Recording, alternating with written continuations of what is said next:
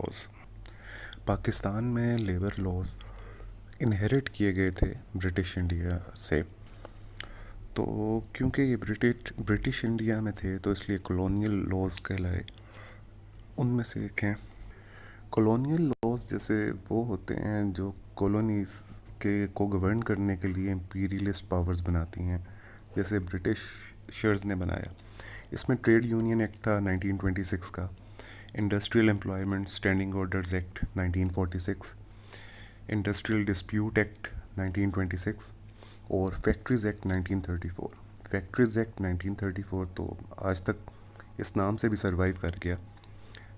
जब पाकिस्तान बनने के बाद मार्शल लॉ रेजीम्स आईं और उन मार्शल लॉ रेजीम्स ने इनके स्ट्रक्चर को चेंज करना स्टार्ट किया। अब कंपैरेटिवली इवन ब्रिटिश एम्पायर में भी ये स्ट्रक्चर जो था प्रोग्रेसिव था। जब